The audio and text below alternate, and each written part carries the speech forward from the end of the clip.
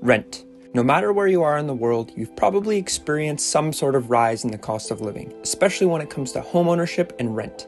Today, I want to take a thorough look into how much rent costs in one of the most expensive cities in North America, Vancouver, British Columbia.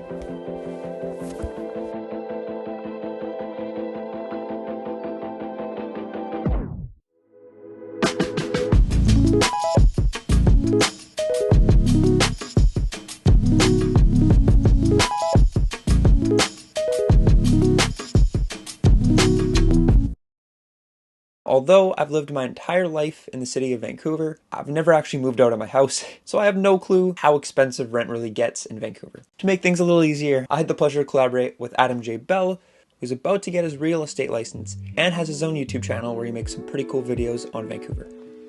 So yeah. Yes, so my name and my YouTube channel is Adam J. Bell, and I make a lot of videos about Vancouver and Vancouver lifestyle, and part of that is looking at apartments and stuff like that. So I know a little bit about the housing market because I'm also getting my real estate license. Awesome. Thank you. Without further ado, we're going to be looking at some apartments in Vancouver today and kind of see what you can afford in Vancouver, So we're going to start off, we're going to try to find the cheapest rent in Vancouver. This is like a competition where like who can find the cheapest rent. This is unfair. You got the sites, you got the real estate sites. I don't know anything. True. Like, just to clear it up, we are strictly looking at just like Vancouver area, so like Metro Vancouver, or so not Burnaby or Surrey or any of like the suburbs as well. I just realized I don't have Wi-Fi. Oh. Technical difficulties, we don't know how to connect to Wi-Fi. I'm on Facebook, that's where okay. I'm using Facebook. No, you don't. But I've looked for so many apartments and for so many people that like I know. Facebook and Craigslist are the best. Craigslist, you can find really good deals because they're listed by like the owners of the properties themselves, not companies, I feel like it can be sketchy though. Yeah, that's the thing, is it can be sketchy. You can get weird landlords, like it could be like an illegal setup. Yep. In their like shed. Yep. There's a bedroom back there. So here I found a 5-bedroom house, and you can rent out a bedroom for $675 a month. So you can find a place between, I would say if you're lucky, maybe like $600 to $700. That's like livable and not like disgusting. Okay, so now we get an idea of what like the baseline, what the cheapest rent gets in Vancouver. Let's go up a little bit. Let's go up $1,000. So just for some information, if you make around $40,000 a year, technically like you would have around $1,000 to like put towards rent. Like if you're doing the thing where you use like maybe a third of your income to go towards living expenses, or the 30%, like 1/3 is pretty similar, then you would have about $1,000 to put towards rent. So this is like what if you make $40,000 a year, this is what you could expect, or these ones we're about to look at. I think 42 grand is the average pay for someone who's just graduating from university in Vancouver. So like this is after you go to school for like 3 or 4 years. This would be like your first apartment. Okay, you got some windows, you got a little office space, some nice ambient lighting there. That looks like a good size. Actually, yeah, it's not bad. And a closet? Yeah, and you get a closet. Now we're gonna take a look at like between $1,500 and $2,000. Hopefully, find an apartment. I think like the average 1-bedroom apartment in Vancouver is like $2,200 a month. That's average, so there's ones that are like way more expensive that bring that up, right? So like, and the minimum one you could find your own place is probably like, I don't know, $1,300, $1,400, $1,500, but they would not be nice. Yeah. So I think in this range we'll find our own apartment that's actually decent too. So I found one here, downtown Vancouver, in a really new building, very modern, for $1,900. And like there's a pool. It's like this building looks brand new actually. If you actually look at it, there's no like living area.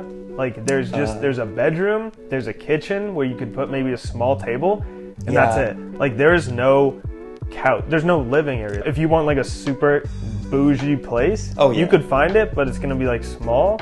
Yeah, you're not gonna have that entertaining space. If you're gonna afford that place for like $1,900 a month, if you're gonna use the 30% rule, you probably want to make like $70-something thousand a year. It's kind of weird because like you can be in your 30s here and still not have enough money to have your own apartment. Even if you have a career, even if you went to school, you can be like 30 and have roommates. Now we're gonna go up a little bit, a little bit higher, maybe 3,000, and then go up from there. I see you found a laneway house there. How much is that one? This one's $3,500 a month. Yeah, when I first moved to Vancouver with a roommate, that was like what I tried to find was a laneway house, which is like a small house, usually instead of a garage on like a property of a single family home. Pretty unique to Vancouver, actually. It is, and they're also like pretty expensive because, I mean, it's your own mini house that you're renting. So like you're not living above or below or beside your landlords. So you have your own little house. And the other thing is, usually they're on such small lots that like if you're like 6 feet tall, you might like hit your head on like the staircase, or the closet door is gonna be like this tall compared to you. So like they're small. It's kind of like a hobbit house, but it's probably pretty nice. Yes, a very nice hobbit house. A very nice hobbit house.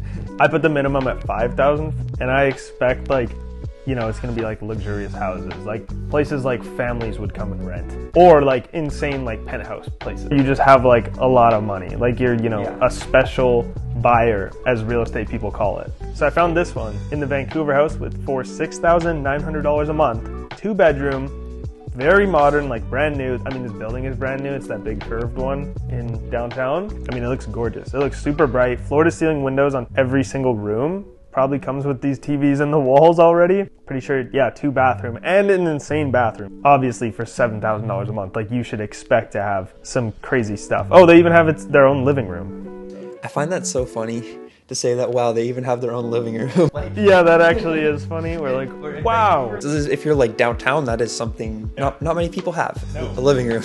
Aren't you doing an apartment tour in the Vancouver house? I am touring an apartment in the Vancouver house very soon, but it's not at this like level of detail.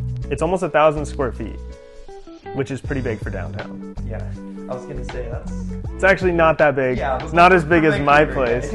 Yeah, well, if you want to see a tour of one of the apartments, check out Adam's channel. Yes, the video may be posted already, so come check out my channel.